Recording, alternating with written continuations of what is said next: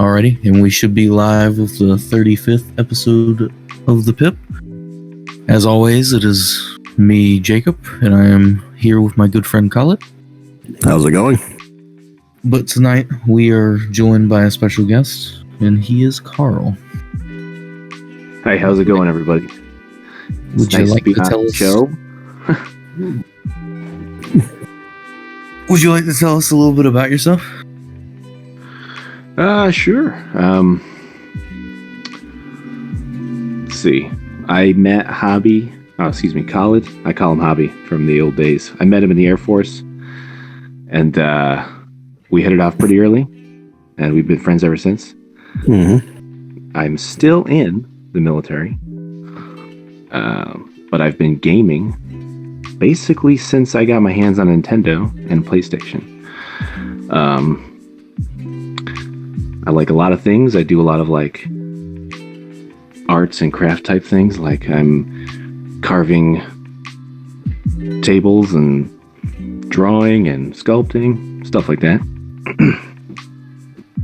Oh. So, you like Nintendo games? Well, that's what I started on as a young kid. Just because it's like a history lesson. I haven't played Nintendo actually in a long time. Oh. So you don't like keep up with Pokemon or anything? No. Okay. Actually, I was the original 150 purist. So I basically stopped playing after they started adding. I was like, what is that? Is that a lamp? Is that a lamp-shaped Pokemon? They do add like weird things. So there's a sword Pokemon now. Oh man. Everyone's waiting for that gun. Okay. I was only asking because they actually announced a remake of Diamond and Pearl today. So okay. But since you're a purist of Pokemon, we won't have to talk about it as much, but do you have a favorite Pokemon?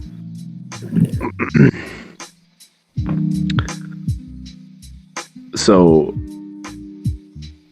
as weird as it is, I liked Venusaur. Yeah. It's not that weird. Well, I suppose. Most people are like, where it's at. That was because they were on the cover. Let's be honest.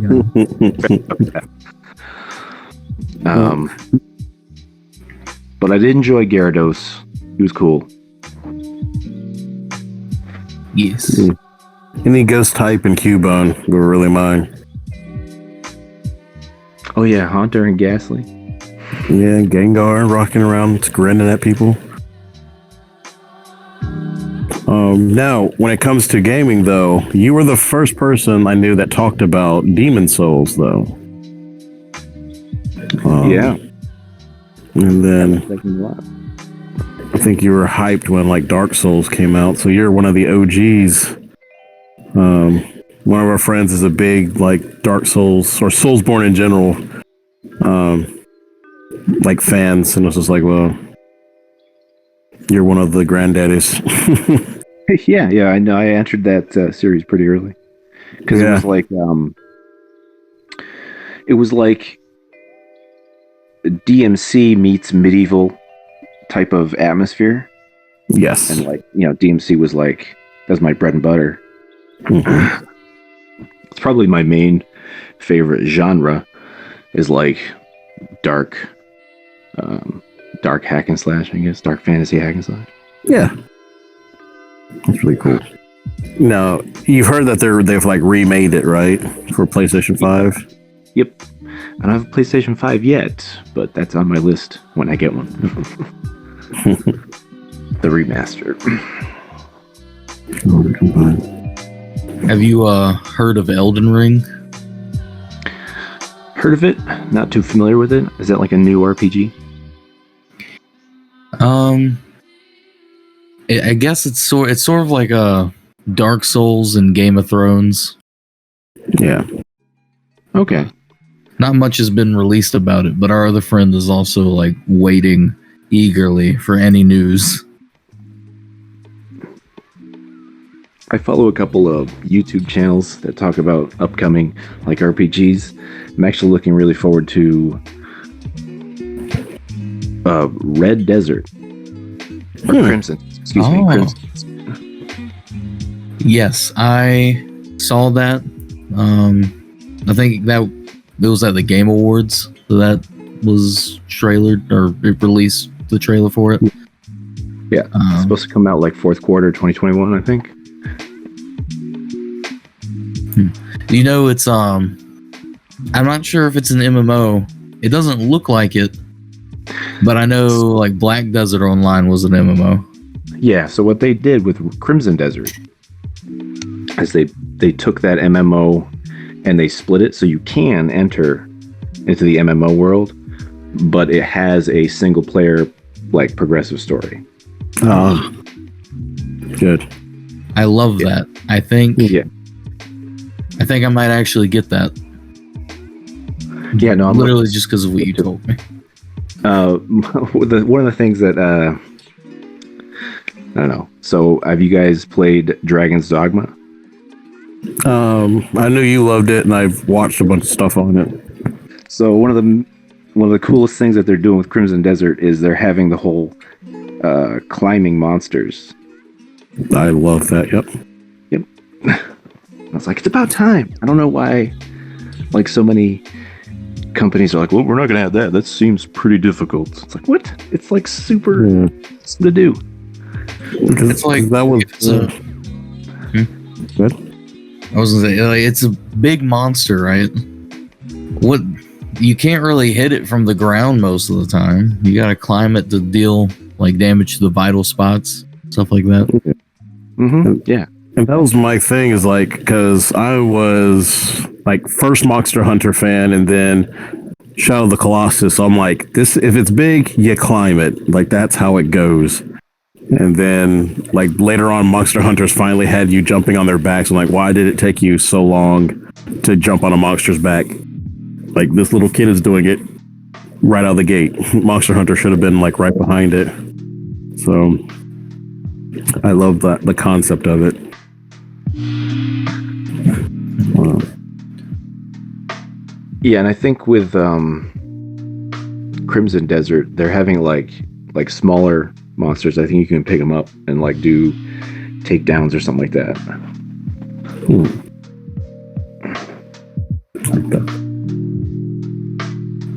So you said you liked DMC, so Devil May Cry. Yep. Do you have a favorite game in the series? Well, let's see. I think the first one nailed Dante like perfectly, but as far as games go, I liked the fourth. Huh? Is that the one with Nero? Or I didn't like Nero's section. That's just my opinion. I'm like a Dante fan. Yeah. So, Yeah. and I try to ignore the whole ninja Theory. Ninja I mean, I know it's fair. There's some cool stuff in it, though. Yeah. It was just like I don't know. Which is a remix, I guess. Like, it's just a nice little, like, because everyone knew, like, that was the thing. Everyone knew that Devil May Cry is going to come back as what it is. It was like, this was just a nice little, like, palate cleanser before we just get back into the nonsense, which is, but. Right. Well, I mean, I get this.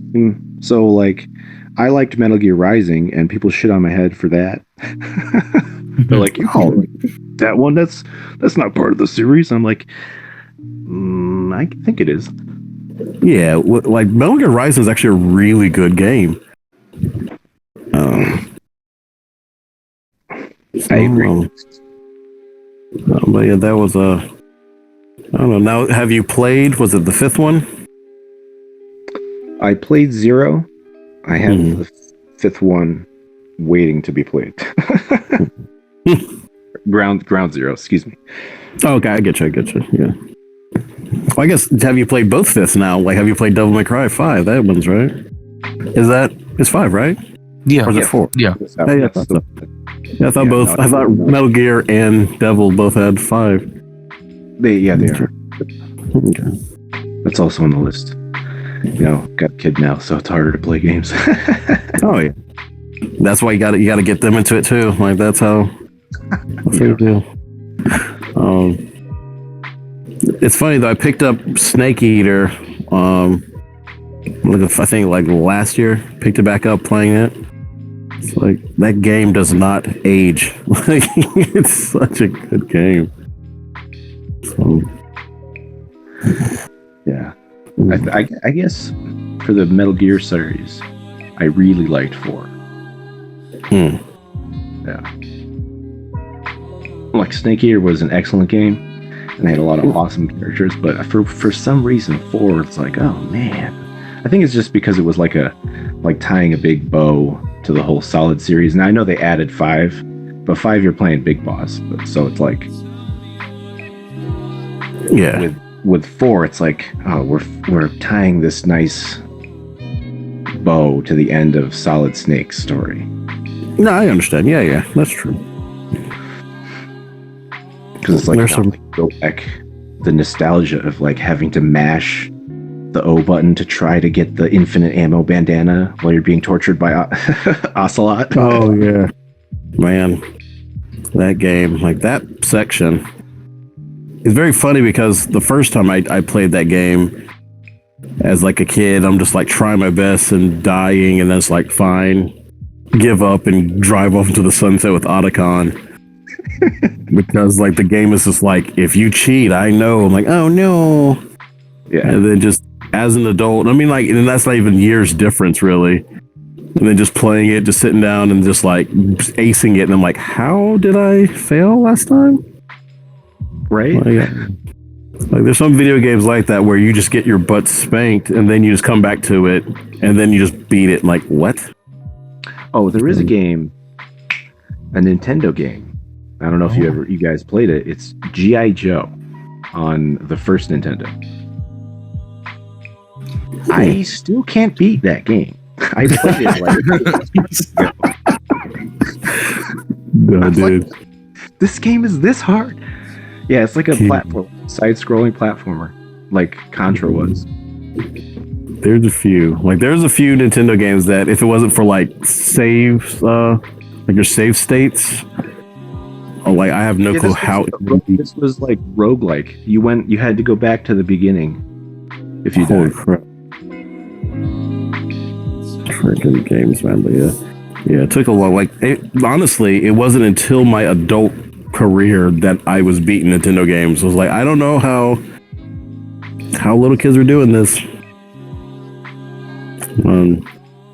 But it is really weird though if you think about like what stuff you had to do to get a Nintendo game to work nowadays is unacceptable when it comes to technology, right? Just like even like VCRs, like tracking and all this stuff, and just like, nah, that's unacceptable. This thing has to work immediately. Yeah, take out the cartridge, blow in the cartridge, ignore the warning on the cartridge that says do not blow in the cartridge. But that's the only way you get it to work, because technically you should have like of course none of us could have afforded it because it was like office material, but like a duster. Yeah. Like you could have used like a can duster or whatever. I don't even know if dusters existed. I'm pretty sure when I was like blowing into the I don't think I knew that dusters existed at that point in my life. Exactly. Same here. Because I'm trying to think. I was like, maybe can dusters just didn't exist.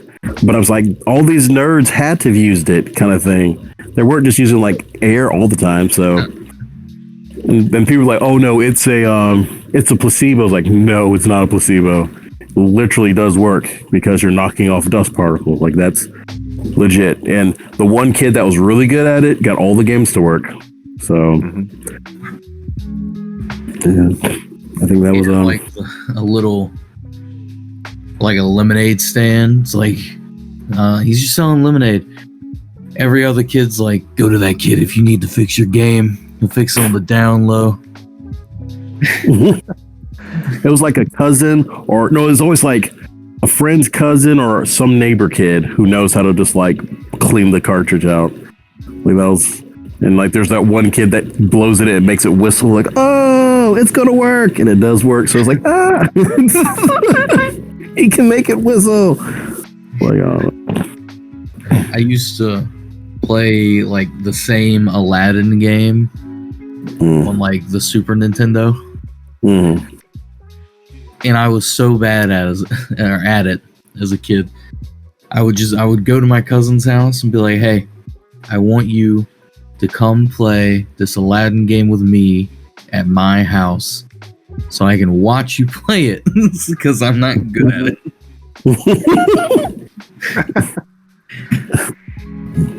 That's funny.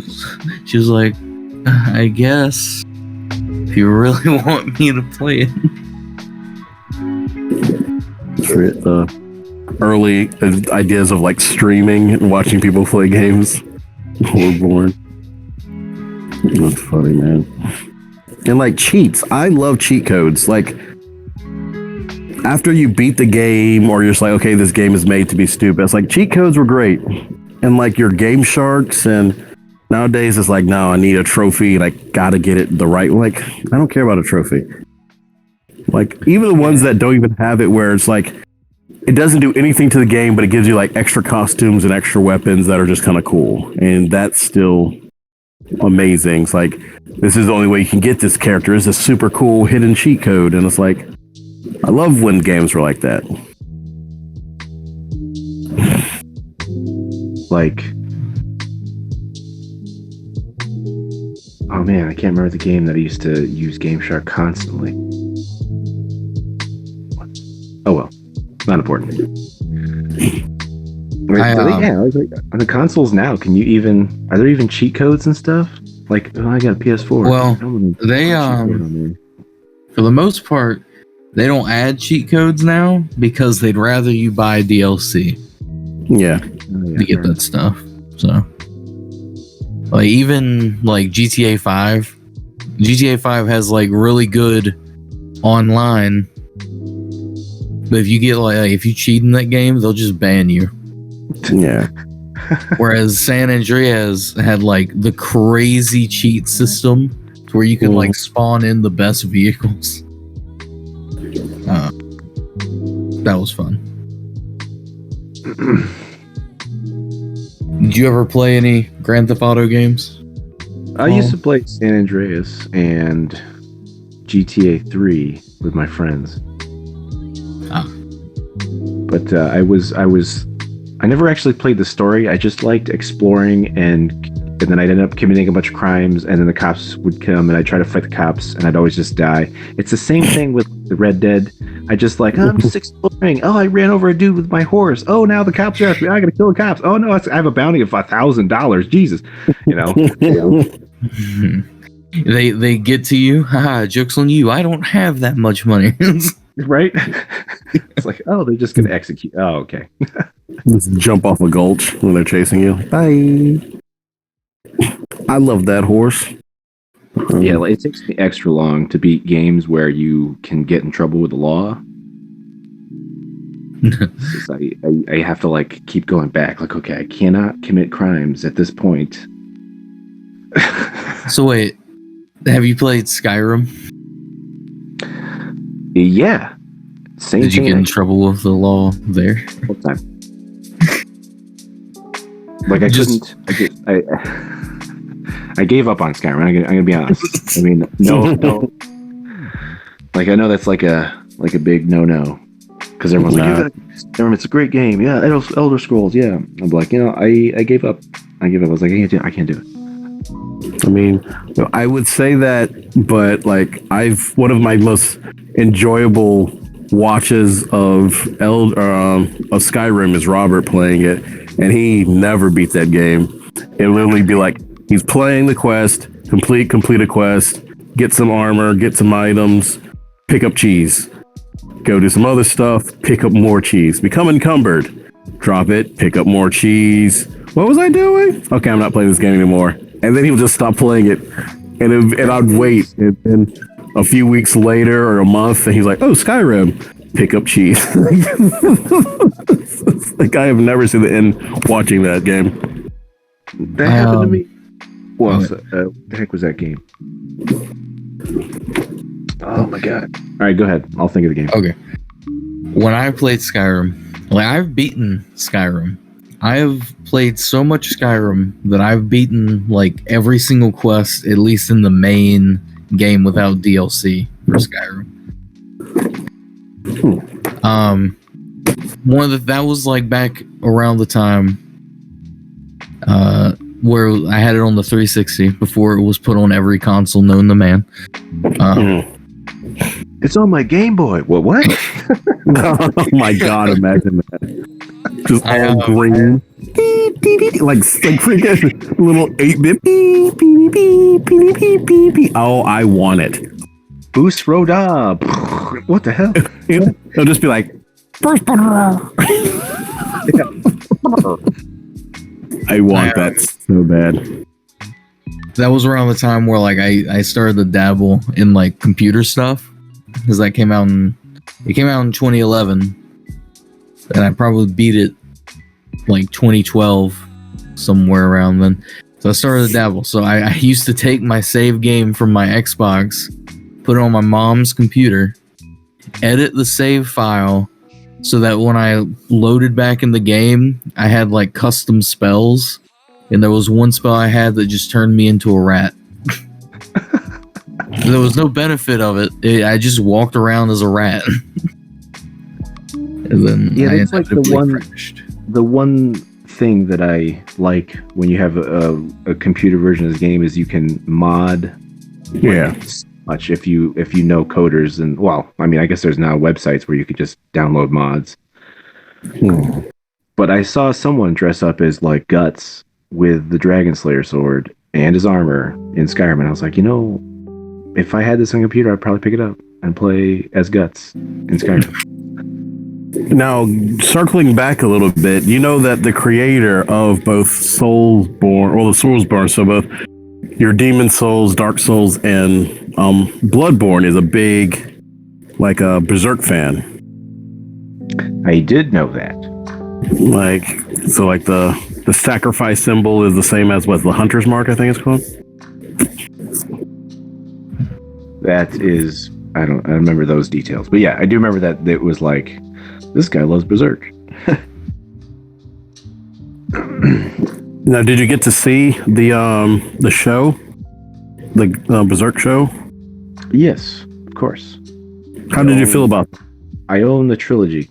Oh, how I feel about it. Oh, yeah, because remember they made a show, like they made a series where it's just like it's probably going up to like the Apostles. But it would cut in between like Cell and then random CG, and that was like usually the problem people had. Yeah, that's my mixed feelings. I mean, I liked the movies, the trilogy. They were gorgeous. But yeah, they definitely were like playing with the whole Cell, like the 3-dimensional animation stuff, and I mean, I know you can get it to be really awesome. Obviously, if you look at CGI for games now, it's like, holy smokes, that animation is great. But it's like that they were trying to like keep it an anime appearance. And it's like, it's really hard to pull that off.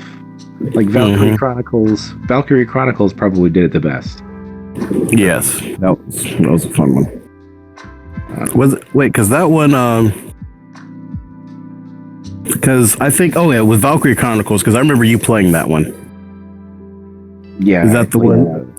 I played that. Like, because I would constantly ask, where's werewolves? Yeah, no werewolves, unfortunately. I know, because what's the game? I forgot the game that does actually have werewolves, but it's absolutely not. Ooh, I know it. It's on the tip of my tongue. Operation Darkness. Yes, and you would say Operation Darkness, like, okay, cool. So where's werewolves in this game? Well, you have to actually beat I would probably say a fifth of the game before the werewolves show up. I don't know, maybe some of your audience hasn't played the game, so I'm not gonna reveal. Well, you know what? I don't know. Give me permission. You want me to spoil stuff? Yes. Yeah, 'cause it's an old game. That game's been out for a while. Now, to be fair, I haven't beaten it. It's like one of the hardest tactical RPGs out there. But yeah, the werewolves are like your commander, like your commanding officer and his lieutenant. They're like, oh yeah, we're actually werewolves. Blah! They turn to werewolves, and then they can slash. Like they have ranged attacks with their claws. I was like, what the heck? And you blow up tank. You just like, oh, this werewolf is really good against tanks. So you just slash at tanks with your claws, and tank blows up. You're like, what? But yeah, the whole point of that game is to eventually kill Hitler, who is Dracula, I believe. What? He's like super. I'm pretty sure it's supposed to be Dracula. He's like a super powerful vampire, and he has like a bajillion health, and you have like 5,000. You're like, oh yeah, okay, let's do this. Yeah, it's like one of the hardest tactical RPGs you can play. If you saw my face when you said you got to kill Hitler, who's Dracula, you couldn't stop laughing. I guarantee, because I was thrown for a loop. Yeah, that's the biggest. I'm not 100%. I'm not 100%. So for those fact checkers, I'm sure you're right. Like I'm very, very sure. Like I remember hearing a million health Hitler. Like so, that sounds very familiar. Yeah, and it's like all the cool characters you think in the beginning of the game. You're like, oh yeah, I like this sniper chick. Well, she's just actually a human, and she basically becomes useless towards the end of the game, except for I think, like for certain fights you need her because she has super abilities with her sniper rifle. But other than that, you're like, oh, it's terrible. And then you get, I think, Van Helsing. That's why I put Dracula in my mind, is because one of the characters is like a female Van Helsing who shows up, and she has a little rapier, and she's like, huh, she slashes, and it travels like 50 feet for some reason. This all makes sense. Yeah, no, I think it'd be an amazing game if it was like not a tactical RPG, but like you had to just run around with your gang and you're trying to kill Hitler. That'd have been awesome. Wolfenstein. Right? To be fair, I remember, what's it called? The Guilty Gear Overture. So it's like the strategy, but you can also like go in and beat things up yourself. Yes. I still haven't beaten that game. I need to beat that game eventually. I mean, it's a fun game, but just never, I don't know. Well, I feel like they tried to like incorporate, what is that, Kingdom Under Fire style stuff with Guilty Gear, and I was like, I don't know if it works.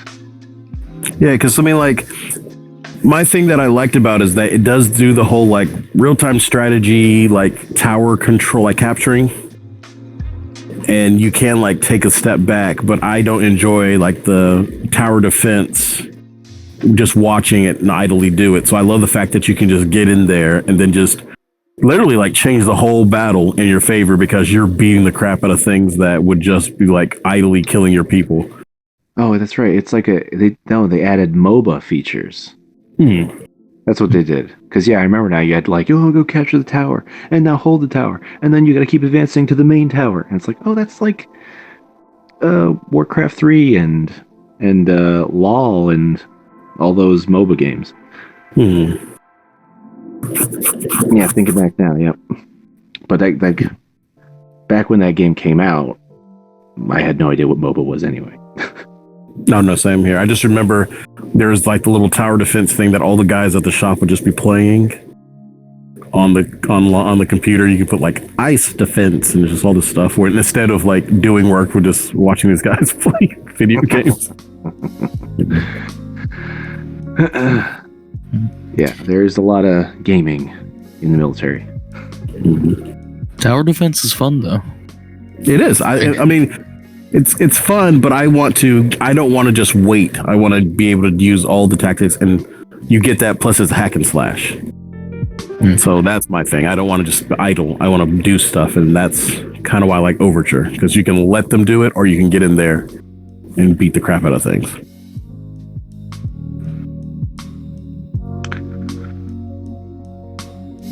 Yep. Well, so before we started streaming, you mentioned you liked One Punch Man. Oh yeah. What do you think your favorite anime of all time is?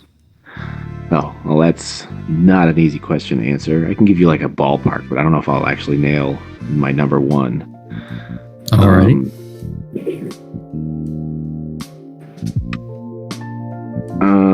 Well, top 5 is Gintama, actually.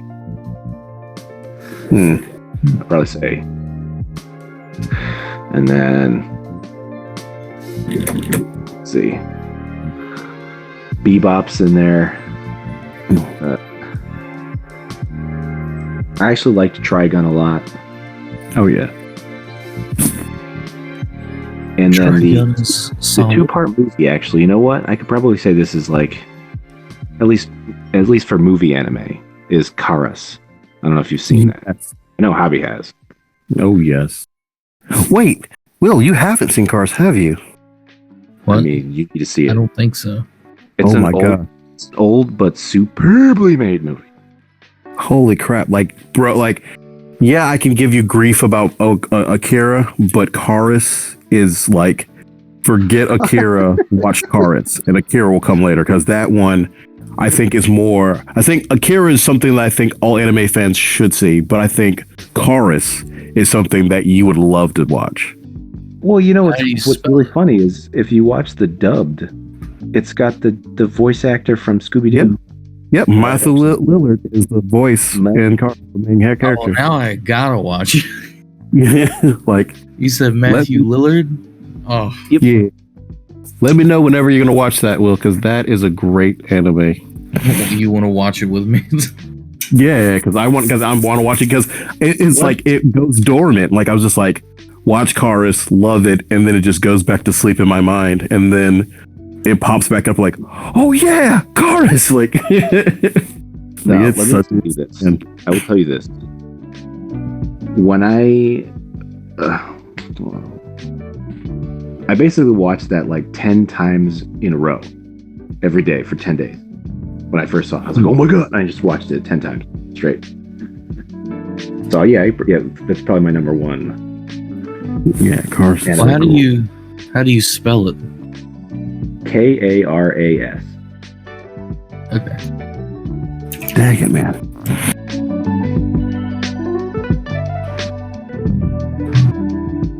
You had to dig deep because that's sitting in my like anime disc binder. You know, it's like we don't even use the discs anymore. We just stream stuff. Yeah. Yeah, that's in my like my disc binder that is like, oh, these are all my favorite anime. Man. Oh, that is a good one. Because remember you're talking about you brought back up Straight Jacket one night. I'm like, oh man. Yes. That's a good anime. I love Exist. yeah, just that concept of like ordering things into existence, literally. Because that was one thing, especially it crosses over to D&D. I love the idea of because certain spells you can just use your hand gestures. Certain spells you have to use like items, but other spells are like vocal. So you have to like speak, do hand gestures in it, or just whatever. And that concept where someone could use like, you can go the Harry Potter thing, expecto patronum, whatever. But I also like the thing of just like, if it's moonbeam, where you're calling this ghostly fire down from the sky, going, I know you're existing when you're full or crescent, or not at all. Please give me your power. You know what I mean? Like you're now bringing it into existence versus going, I use moonbeam. So I love the idea of not just like using like Latin, but just calling upon your spells in certain ways. It's really, really cool. And straight to come into existence. Yeah, like I just love that idea of like I'm the one to do this, and this exist. Forbidden. What? Yeah, no, Straight Jacket is phenomenal. What's her name? What's the little spider-eyed girl? Capel Theta. Capel. Yeah, Capel Theta. Yep. She's like, I'm gonna kill you one day. Okay. All right. Yeah, man. Because that's almost a Malus Nazir situation, isn't it? I'm gonna kill you somebody. Because I've told Will before, it's like what we would do like on Saturdays is like we'd just get like a bunch of Chinese food, and then you'd be like, "Have you seen this anime?" No, and then we just like watch a ton of anime or do a bunch of art and then anime. Heck yeah! You still have Like that Slime Girl sculpture, or did you sell that? So I still have it. So because it was to be, like molded. So like the key kind of got messed up, so I can redo the key. But the RGB of the first one is just nah. So I have to like remold the whole thing or recast the whole thing. Yeah, because I remember that was like in our anime at your house days. You were sculpting it. That was a really good sculpt. And I was like, and I've had that before where I tell people, it's like, you have to understand there'll be times where it's like my art room, like if someone's like, hey, I want to learn how to do anything, like I had a bunch of art supplies, and there's been a time where we're like, I think you're sketching or sculpting and I'm painting or drawing or something, and we're not talking, we haven't said like a word in about like an hour and a half to 2 hours. We're just like just intently just creating, and they're like, well, you hungry? He's like, yeah. This is kind of a, like, that's an awesome thing. It's like the most antisocial action if you think about it, because no one's like talking, but it was the most social situation. We're just like, yeah.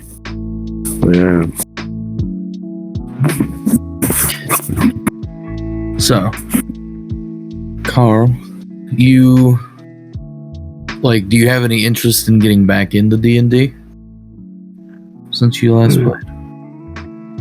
I could definitely play again. I mean, like, I don't have the people here anymore. Like, I had a couple friends that we'd play with, but they've all dispersed into other states. Like, I don't live near any of them anymore. So, it'd be tough to get back. I'd have to, like, find a new crowd. But, life's kind of busy, so. Once the Rona settles down a little bit, you could probably find like a local game store, find people to play with. Or you could always come here. We have fun. We do crazy stuff. I'm down for that. You're only, 13 hours away? Whatever. It's like a hop, skip, and a jump, and a drive, and a run. Whatever. And a sleep and a wake up and go, oh my god, why was I sleeping when I was driving? I need to get to the plane. Yeah. Don't do this. Yeah.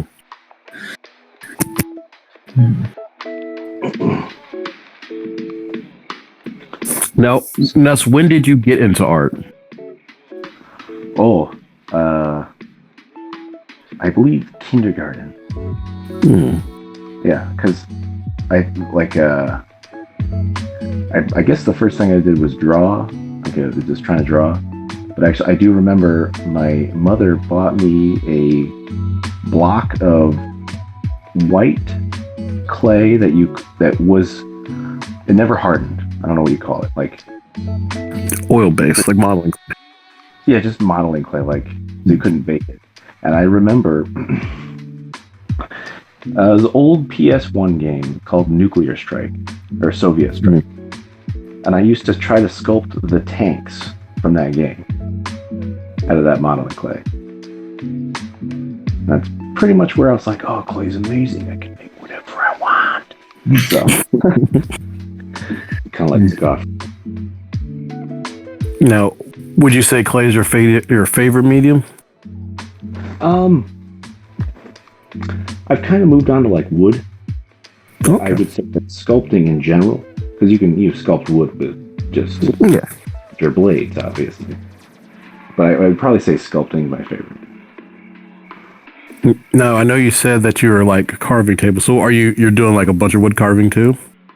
Yeah. So I bought a house last year. So now I have a yard that I can do stuff in. So I am basically like hunting for like free trees. Like, oh, I just fell a tree, but I need it out of here. Can you take this tree trunk? kind of thing. It's not super common, you know. People like to keep their lumber, but I got a piece of oak trunk, and I'm trying to carve it into like a nice chair. Like it's like a new thing. Like I just started it since I got my house. Before that, I built my kitchen table, which was really cool.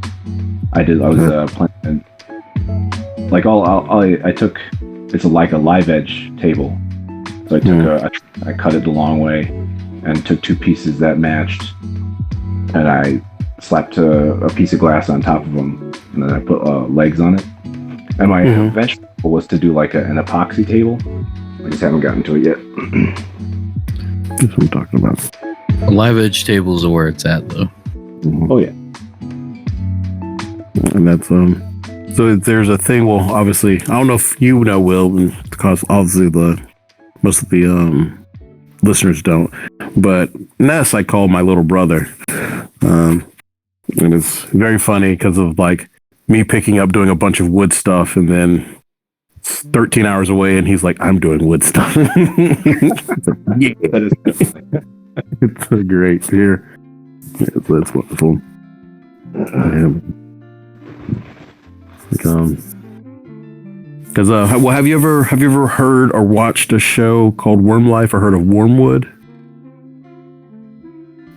They make like gaming tables, like heirloom quality. Like these things can be passed down. No, I have not.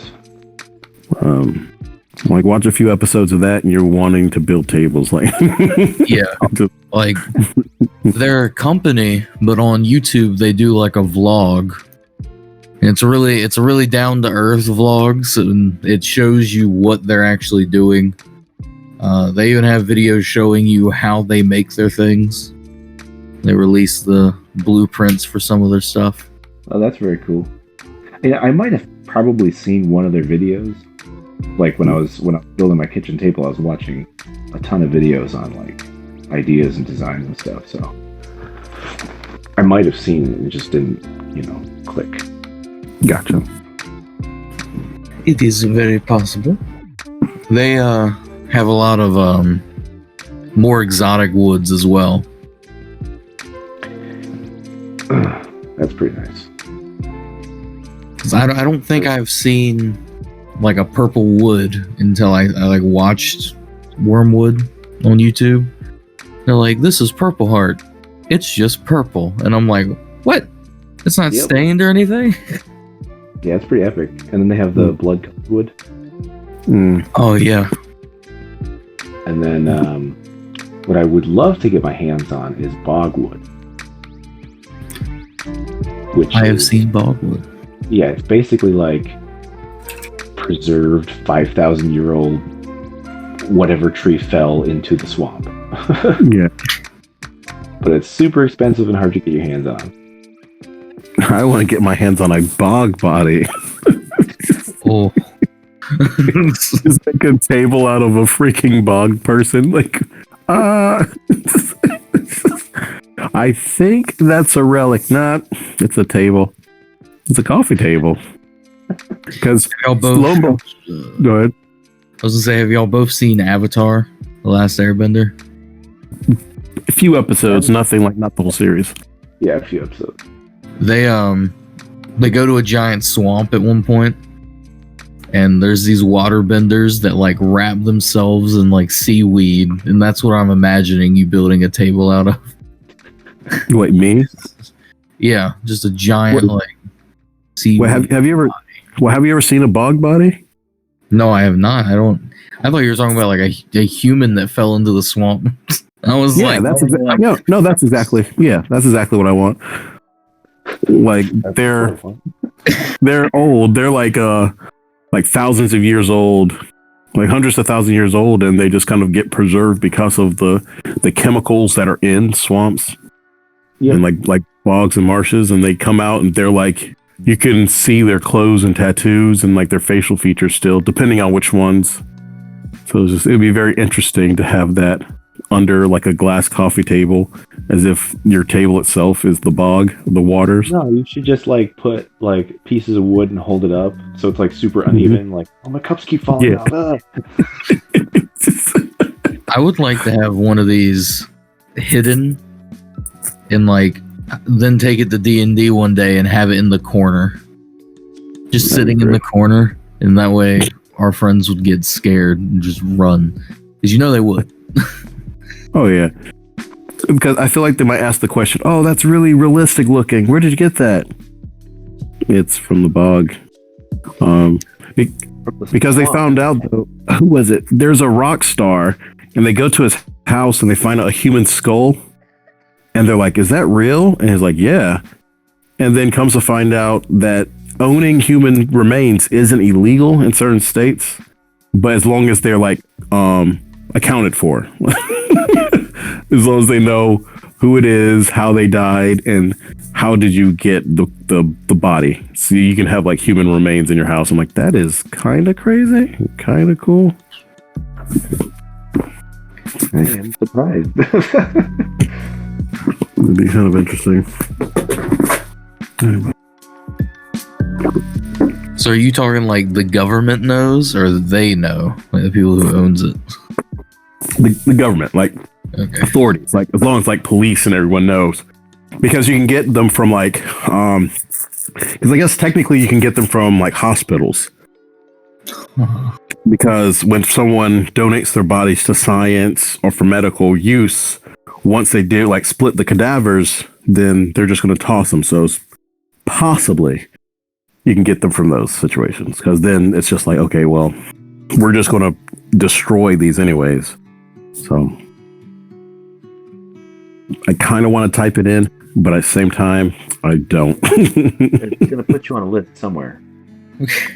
Come on, Ness. You know my last name. I'm already on a list, probably. Five of the lists. Oh, that's... You got me there. It's like, oh, well, he wasn't on this list. Now he is. Like, dang it. That'd be great. Like badge of honor now. I made that list. Yes. That's funny. It's very interesting. I was like, I don't know if you had like were sneezing or had your ears burning. I was telling Will that was like Nestor once told me, like, if he ever died, he was like, tell my wife I said, ugh. Like, wait. As in, no, just the word, just that. Tell her that I said, ugh. Yeah, I remember that. I was like, that's freaking silly. Yeah, because I think I got inspired because from some show, someone was like, tell my wife, Waka Waka. I was like, what the fuck? Oh man, what happens if that's the thing? Like, this person you don't meet, you saved them. They're like, oh, I'm not gonna make it. Just tell my wife I said Waka Waka, and you're like, I can't. Please. Oh, okay. And so cops there, ambulance, wife is crying. It's like, ma'am, I'm embarrassed. Okay, your husband said Waka Waka, and then she starts crying. He does care. What? I'm leaving. I don't. Thank you. That meant the world to me. What is going on? Better yet, she goes, so the plan has initiated, and pulls out a gun. Just, all right, boy. You accidentally activate a cell. Like, oh, no. Accessory to the fact. Exactly. Again, Fox News be like, hey, it's his fault. What? How is my fault? Your name's Collet. Dang it, you're right. I can't fight that logic. Bella, obviously. How can I fight that logic?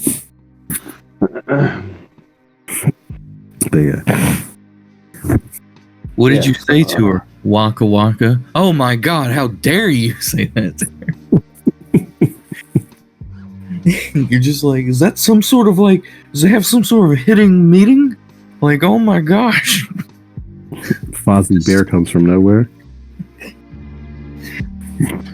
Isn't Waka Waka like an actual... Didn't some character in some show say that? Yeah, Fozzie Bear, the Muppet. Okay, He'll tell a joke and go, Waka Waka. Okay, yeah. And think about that. Isn't that crazy thought though? You could be like an artist, you create something you love, your passion, and there's like a catchphrase or a symbol, and people love it, but just one group of terrible people uses it and just ruins all of your work. Just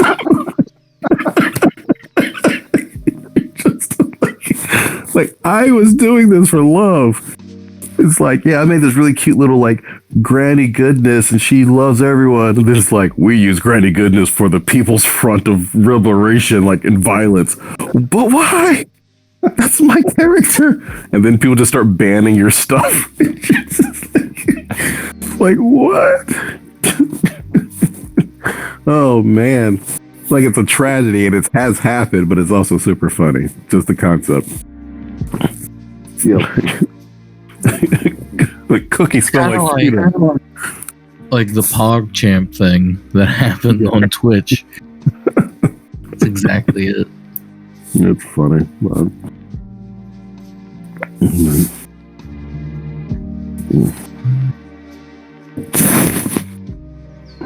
Now you were saying that you were streaming. Were you streaming with your buddy on Twitch, or were you just like watching him? Like, what were you? Or were you active on Twitch? We were all. He's got a Twitch channel. I don't know if he's keeping up with it. He's like trying to do like voice acting. He's trying to move into like that arena. But he was doing Twitch for a little while. He'd play like retro games. So we were playing like Mario. Well, it was like a board game. Like you roll the dice and you go around and you and a bunch of friends do random events. I can't remember the game. Mario Party. Yeah, Mario Party, I guess. Yeah. So we're playing that, like one of I don't know which one, Mario Party 1 or 2 or whatever. But yeah, I was like, yeah, we were just playing that with, it was him, another Twitch personality, and then myself. And we're just going to town. Was it like over the internet? No, I actually went to his studio. Oh. Yeah. Yeah, we were like, this is like pre-COVID. So. Yeah, that's fine. Are you like into like reading at all? What's that? So are you into reading at all? Reading? Yeah. Is there a preferred genre? Oh, for books? No, I only read non-fiction for books. Yeah, I get all of my fiction from video games and anime and like Game of Thrones type stuff. So, although my friend does criticize me for not reading the Game of Thrones series and just watching the TV, he's like, "You got to read a book." I'm like, "Dude, it's like too many books." Well, after the season finale, maybe you should stick to the books. I know, right? That was something. Effery. The Night King is such a terrifying enemy. We're gonna, oh my god, it's gonna take forever to destroy him. We did it in like one episode. With the person who had no stake in it. It's like I became a faceless person, but this is super important to me. All of a sudden, out of nowhere. Well, I don't know. John Cena. Like a general human stake, but nothing specific, I guess. Yeah. Yeah, but like for building the character, nothing specific, but. Oh, right. Yeah. I was like, so. I don't know if you know, or if you're into like the White Wolf stuff, which is like D&D adjacent, I guess. Yeah. But they're coming out with a couple of video games for it. Like they had Vampire the Masquerade, a computer game, about a decade ago, and to originally My Heart's Delight, they came out with Werewolf the Apocalypse, but then after seeing the gameplay, it was no longer My Heart's Delight. It was like Heart's Despair. 2021 game that the original Devil May Cry has better combat. Wow. I mean, that's what it looked like to me from gameplay. Maybe other people think it's awesome, but I was like, nope. Huge disappointment. Have you or did you hear about the Vampire Masquerade, like Bloodlines 2, whatever? Yes. So I'm still looking forward to that game. Well, did you hear? This might be to your heart's despair as well. That it is postponed indefinitely, and they have fired the people that were working on it. Like that were. What happened? So, no Did one they release any details? I don't think they've released much other than the fact that it's indefinitely postponed, like until further notice. I mean, it's like it's not a huge crowd, I guess, that was looking forward to that game, but it was like a really dedicated crowd. It was like a cult following for this game. Yeah. Let me see if I can find it and I'll tell you. If there's any. Because I'm still going to play Werewolf the Apocalypse game because it looks good, but I'm very annoyed because you have to play some old biker dude. Like, what?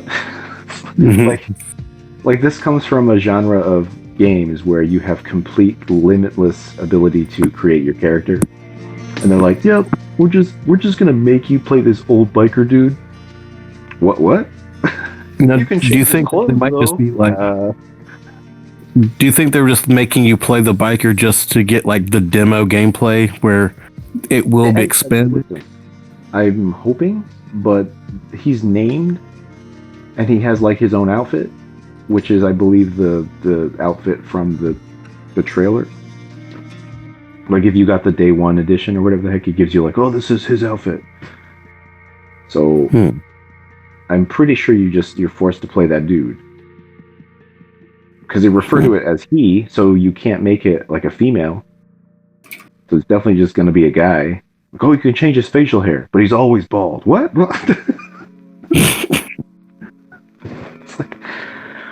I mean, like, obviously, okay, The Witcher 3 was a phenomenal game, and Geralt is an awesome character, and all that stuff. But like this guy, he's got no history, as far as I can tell, that would like relate to Werewolf the Apocalypse, the tabletop version.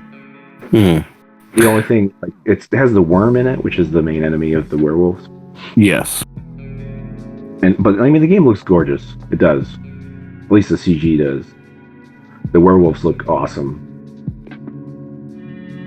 But, you know, the combat is like, my werewolf slashes through your body, but your body doesn't actually move. I'm like, no. You should have significantly good ragdoll effects. Like, this guy should be flying across the room, blood splattering everywhere, tumbling, his body splitting, his organs coming out. Come on, it's a werewolf. Did no one watch Dog Soldiers? Did no one who made this game watch Dog Soldiers? Good movie.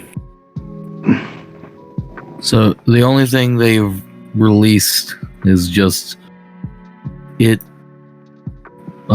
It's been pushed out of 2021. Not sure when it will release, and when it does resume being like developed, it'll be an entirely new team. Okay. So that's all that they have on that. That's kind of like the rumors about Dragon's Dogma 2. They're just rumors.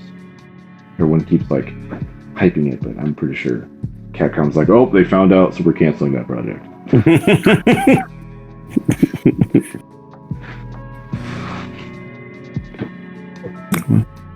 Hold on.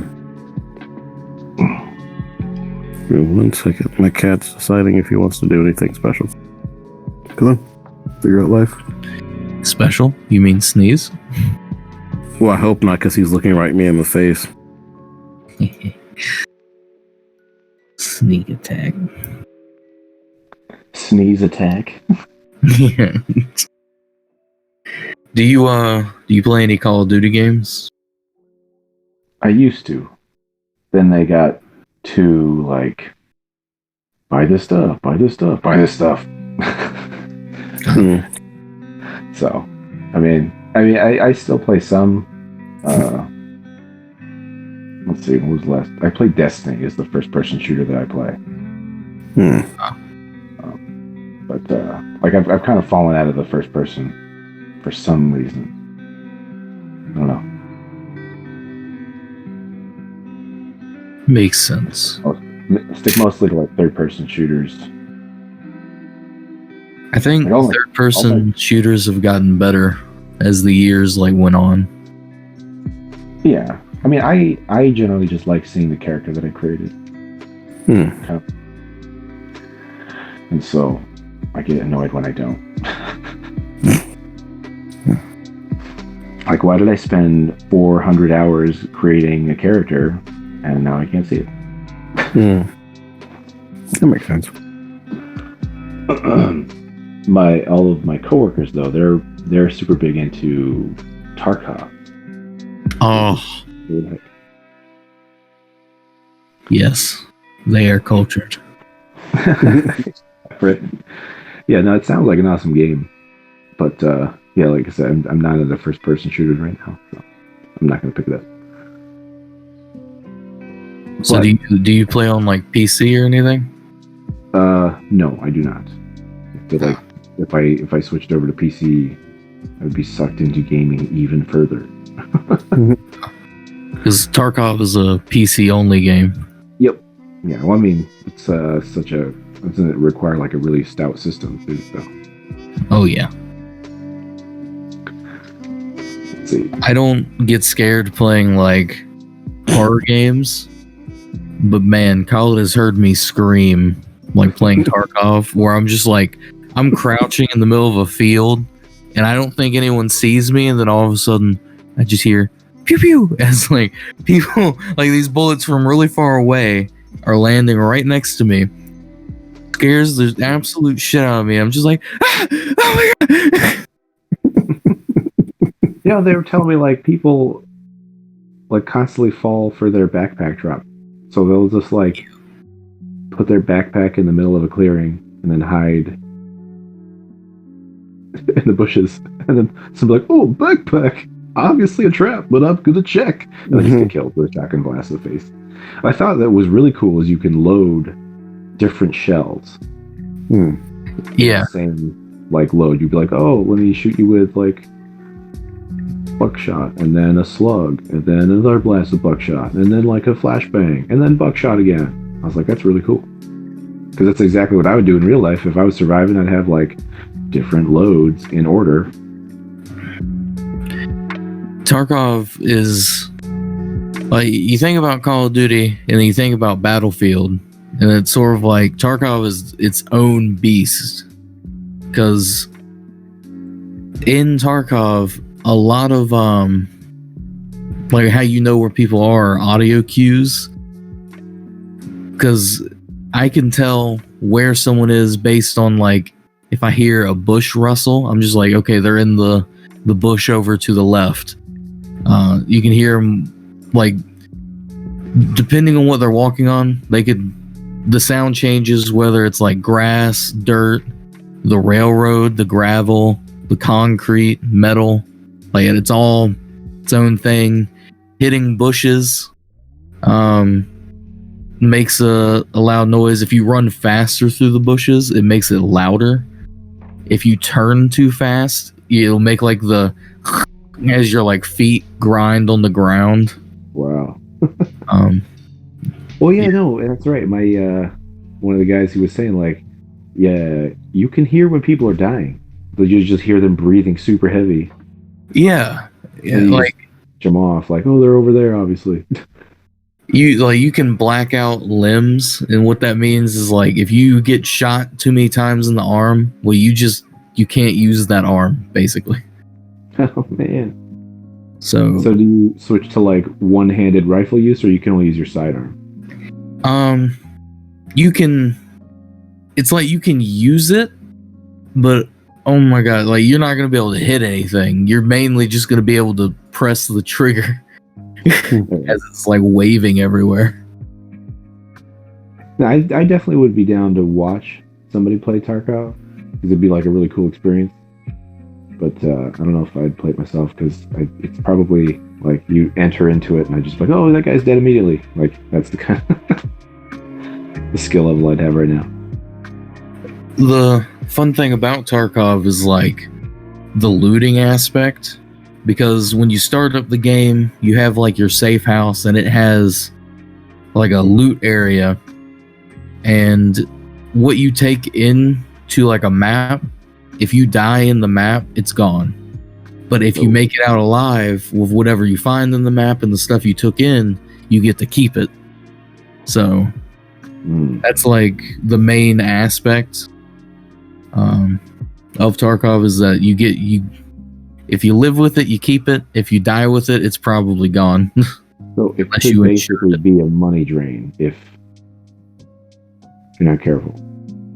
No, I don't think it's paid to play. I don't think you can buy anything in Tarkov. Okay. Because you can, like, when you first buy the game, they'll give you options for like a bigger storage space, but that's pretty much it. Other than that, like, you have two options when you load into a map. You can play as a scav, which is a scavenger. They automatically have like preloaded loot, but you can only spawn in as one every 20 minutes.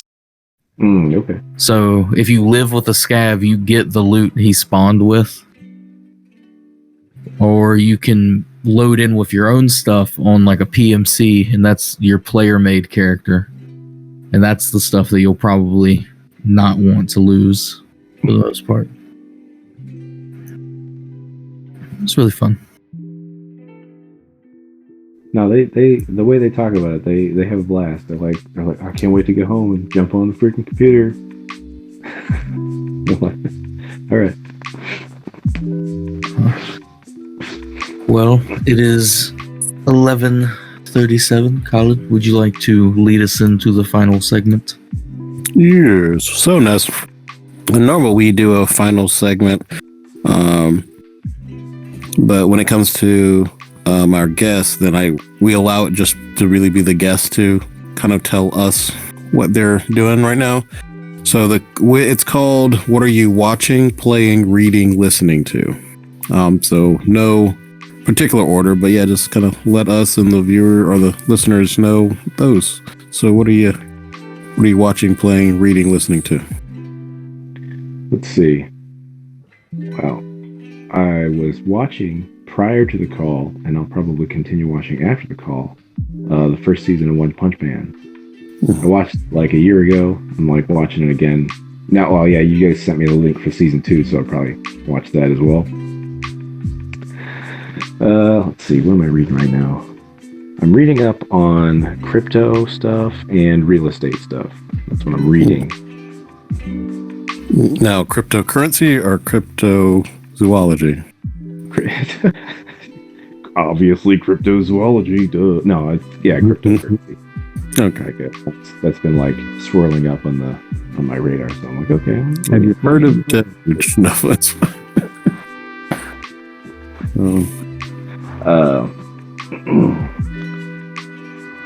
Playing. Let's see.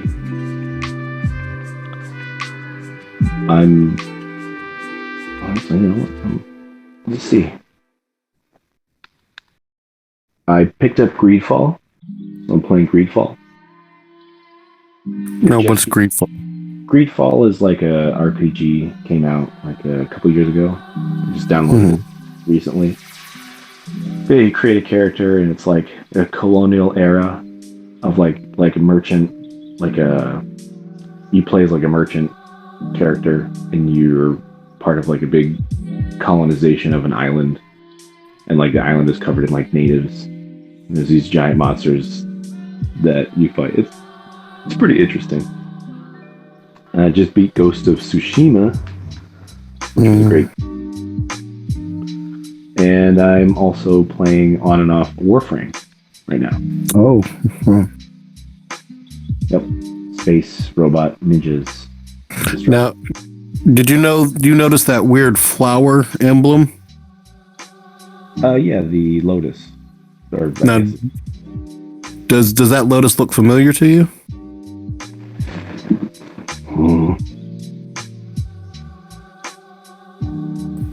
Now, do you remember that game called Dark Sector? I do. It's the spiritual sequel. Oh. Okay, yeah, the glaive, because the glaive is a weapon in Warframe. That was his thing. That's awesome. That's an underrated game, man. Yeah. And it's like, I mean, I never finished it, but it was cool.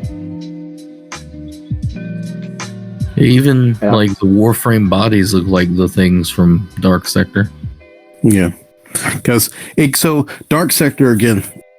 This PlayStation, it's Xbox 360 and PlayStation thing had to. But yeah, so at first this guy's becoming affected with this techno-organic matter, and just it kind of just looks like Guyver meets Winter Soldier. But then, while it's kind of like a little bit Silent Hill, Resident Evil 4, and a little bit of Gears of War, it's like, okay, playing through, and then all of a sudden it's like, you want this special cybernetic suit? I'm like, excuse me? Yes, I do want this cybernetic suit. And it's just like, now you have a cybernetic suit. And it's like, okay, all right, this is a whole new game. You know, but go ahead. In Warframe, they have like proto suits, and I wonder if like they made the proto suits like as like a homage to Dark Sector, like the spiritual backstory of Warframe is like the Dark Sector story. Maybe. I've never looked into what Warframe's story is, because it's like Apex being related in the same universe as Titanfall. You're just kind of like, what? And so, fair enough.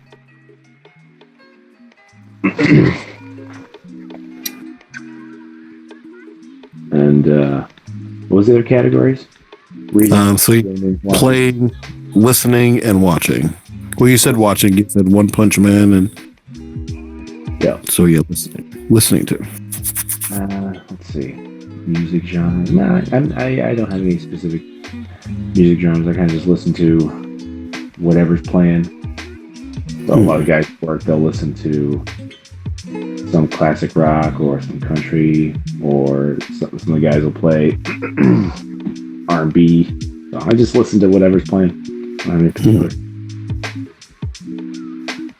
Which is odd, you know. It's like, as an artist, you're like, you should be more in tune with music. It's like, all right, bro. I mean, it is very funny that you're the first person I knew that was listening to like Mumford and Son.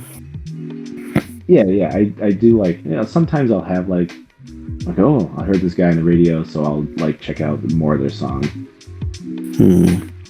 But that was the thing, because like you played Cave, and this was like back in England, so you're playing like Cave, and then fast forward, and then 2012, and everyone's finally like Mumford and Son. It's like, I don't want to sound like a hipster because that's the main group, but I was like, this song has been out a lot longer and deserves more respect and acknowledgement that you're giving it then. But yeah, maybe. But it's very funny of like who, because so my best friend Robert, his dad was the first person I know to watch Stranger Things. So it's like this 60-something trucker just sitting down and binging Stranger Things, and he's just like, what is this? And then talking about it. And then later on, then there's the wave of everyone loving it. It's like, the first person I heard talking about Stranger Things was not the demographic for Stranger Things. It's like, we just have conversations like little teeny boppers. I love 11. Oh, I love them too. What? So great, but now I'll add this too, like, so creating. So have you been doing any of like writing or your art as well? I have and haven't. I've been doing mostly like background building and specific tale, like I guess like, I don't know, because I've decided to change. I change a lot of stuff, And to make the story more interesting, I reduced like the whole world saving aspect and made it like more political intrigue. But there's still some like, oh, there's important stuff going on in like the main arc of the story.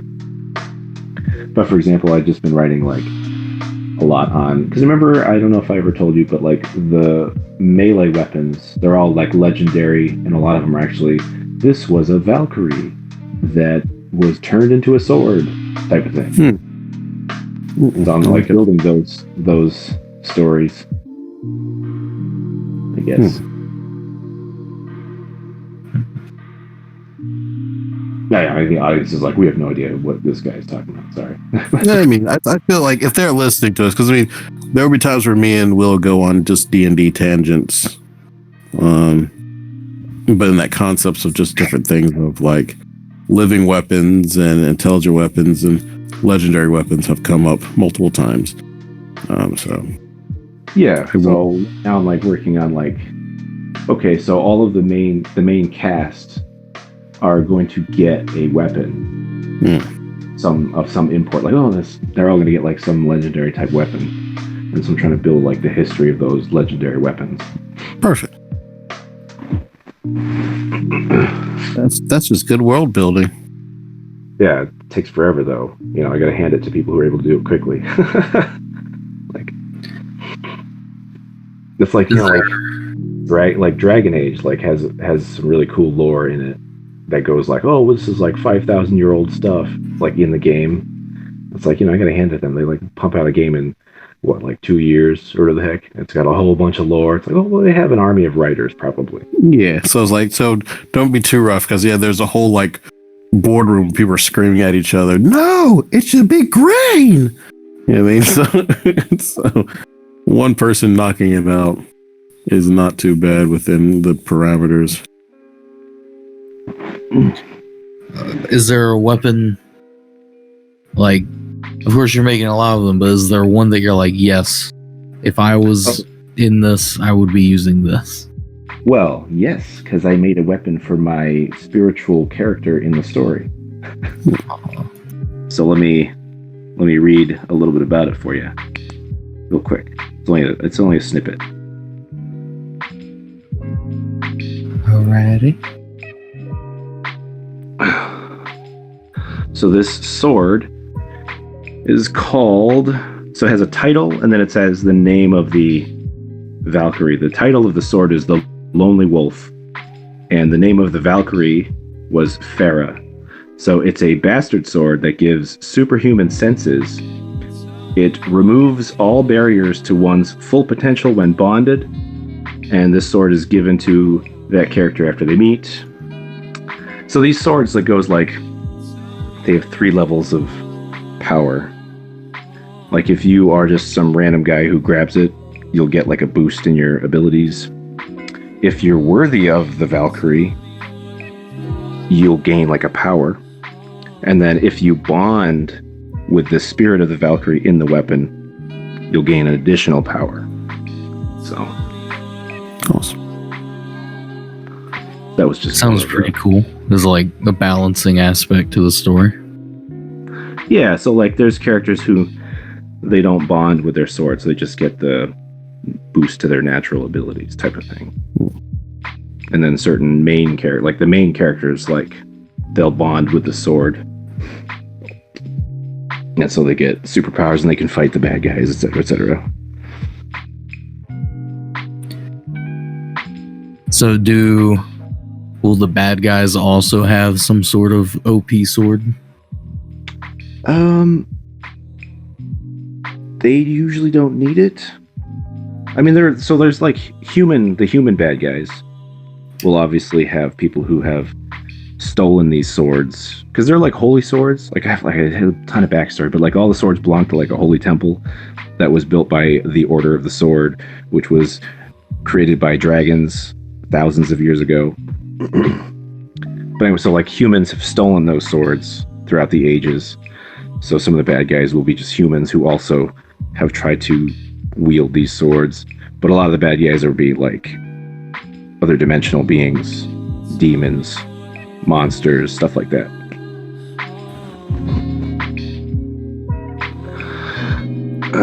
if I ever become a millionaire, I'm probably going to turn it into a video game. I mean, it sounds like a cool premise to a video game. Because like I had I keep getting sidetracked from the story because I come up with like all kinds of other stuff. Like I thought of combat systems for video games. I'm like, I don't know why I'm wasting my time on this. I should just focus on the story. Like I know Hobby knows that. Having a little time. Oh yeah. I mean, I'm guilty of it too. I also easily get sidetracked by such things. It's the trap that we all fall for. It's like a trap of creation is like the embarrassment of riches, though. It's like, I'm too creative, while you have someone in a corner going, I can't think of anything. Yeah. So it's like, woe the day I just don't have anything to create. Like the main cast, a couple of the characters are from a decimated military unit that was decimated by the events of the story, and I'm like trying to come up with like a history for that team, and that's getting me sidetracked on other stuff. It's like an endless spiral in every direction.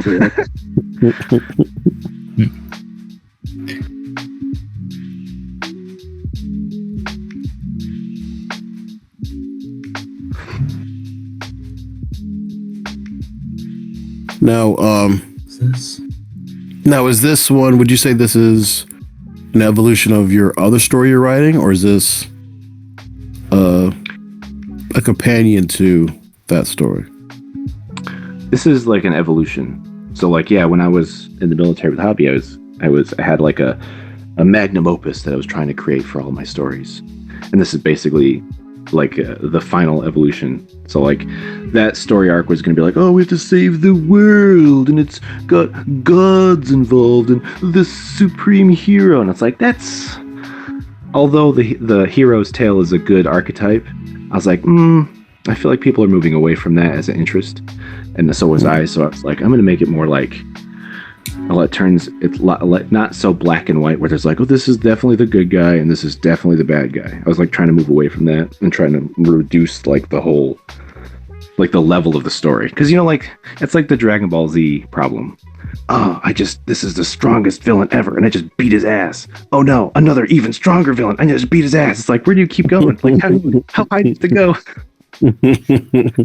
And that's why right now it's like, I'm a Super Saiyan God and I'm fighting other gods. And then what's even stronger than a god? That's what I'm gonna fight next. It's like, yeah, I didn't want to run into that problem, so I basically reduced, so all of the bad characters are gonna be like of the same species.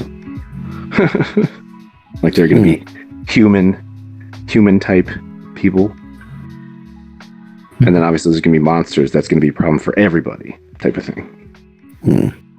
Do you have any like crazy plot twists?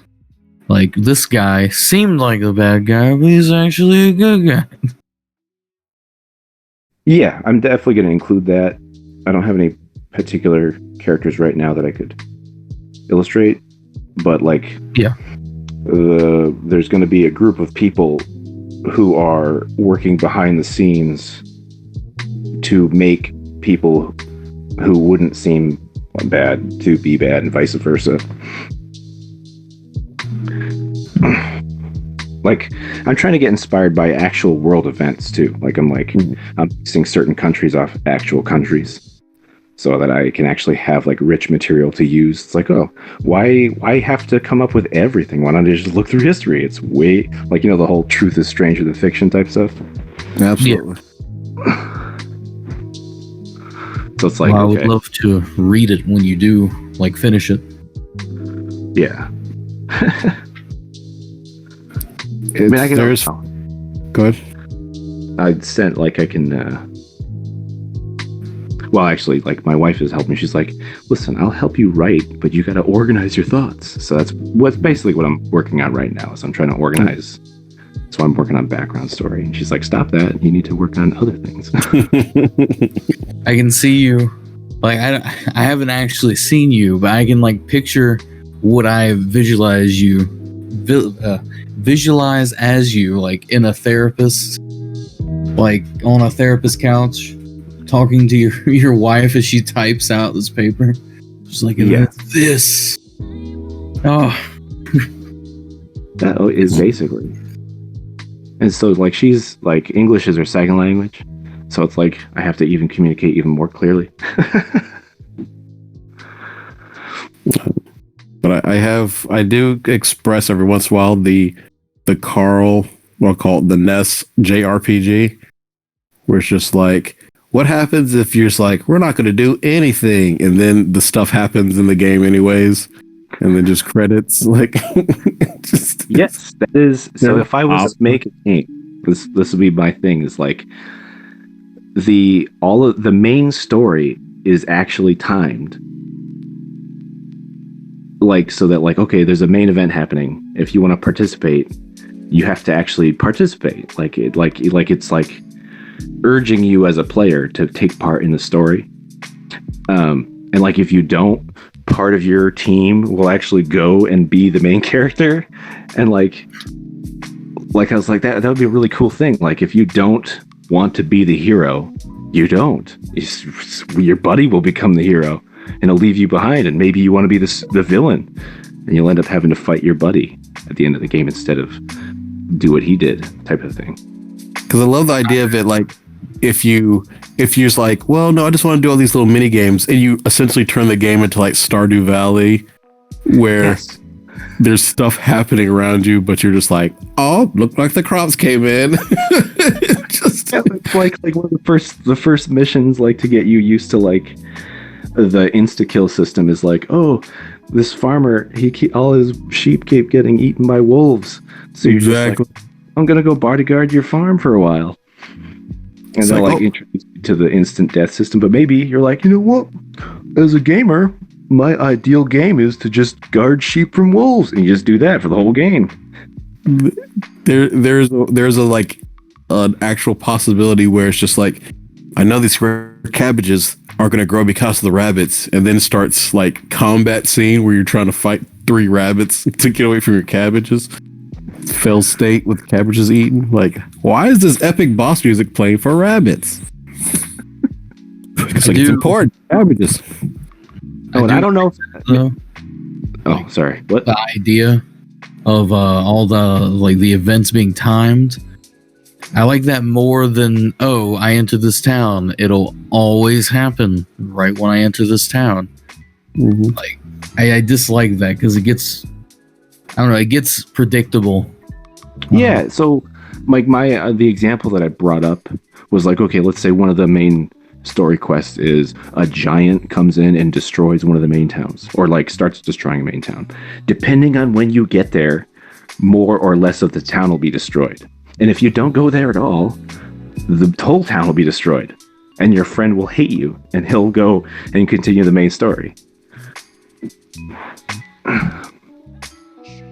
Like, it's like, I think there should be games that include something cool like that. Yeah.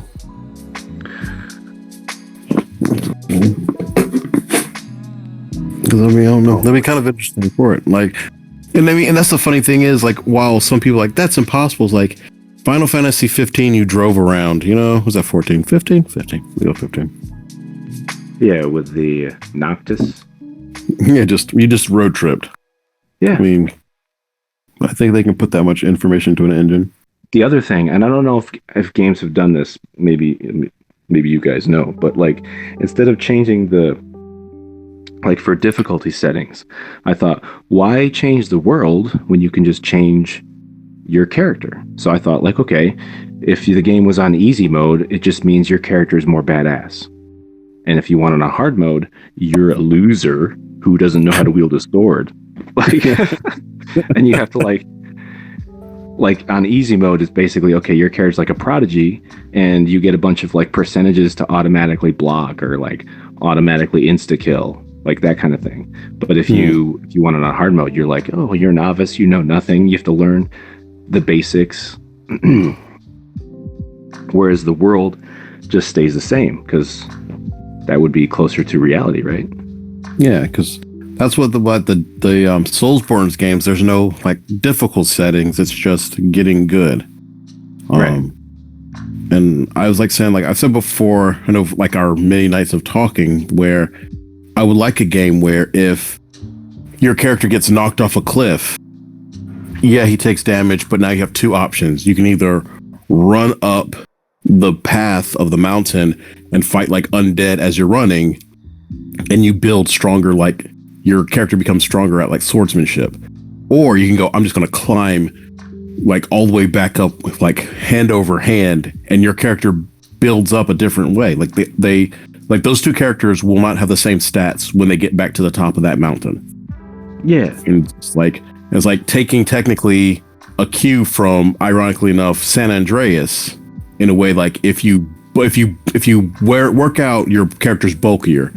So a swordsman is going to be much different than a bare knuckle boxer, but your character literally takes on the shape and the size and the prowess. And so it's like, this, you're a blah blah. It's like, no, I work with a sword, so I become a swordsman kind of thing. Yeah. It would be kind of interesting. That'd be way cool. Like, okay, if I get my leg cut off, I have to play the rest of the game with one leg. Yeah, because we've talked about that one too, like saying like your character can literally have a state where they lose a limb, but you can either go the route of like, okay, I don't want to lose it, or just like, no, let him lose it, and then he starts gaining stuff that way. Yeah. Like if you go and you slaughter 100 men in the game, then the game will call you like manslayer. But if you purposely slaughter 99 men and let one runs away, they'll like, oh, he's the whatever, he's blah blah the savage. If you kill like half and half, there's like, oh, he's blah blah the merciful. Like the game gives you titles. Yeah, it'll be very interesting. Another thing that I thought of for the game, if I returned my story in a game, is like the way you would learn how to play certain things, like tutorials. It would be also how you meet your like the main cast. Like the game ideally for me would have like you have 18 other characters on your team, all fighting at the same time. Obviously, you would need a super powerful system to run that, the AI and all the stuff. But your tutorials would be like meeting that group of people and like getting to know them, and then you would practice parts of the game with them, type of thing. It's like make the tutorials not so like wonky and unfriendly, but like make them like, oh, immerse into story, you know? Yeah. Well, it is now 12:03. Would we like to call it here? Yeah, we can. That's what you guys. I could talk all night. Now you've got my engines going. We usually do just talk off of the PiP as well. Yeah. All right. Well, I'll go ahead and end this off. Is there anything you would like to say, or anything you would like to shout out before we end, Carl? Yeah, sure. To anyone who's listening, I appreciate your time. Hopefully you check out Karas if you haven't. That's like my number one anime recommendation. And for video games, I would recommend looking into Crimson Desert if you like RPGs, and Dragon's Dogma. That's classic as well. That's Alrighty. Well, this has been the 35th episode of the PiP Podcast. If you would like to join us again live, we live stream every Tuesday at 10:30 p.m. Eastern Standard Time to 12 a.m. Eastern Standard Time, and every other Friday with a guest. If you would like to watch a previous podcast, you can find that at Oni Central on YouTube.com or the PiP Podcast on YouTube.com or Facebook. And that'll be it.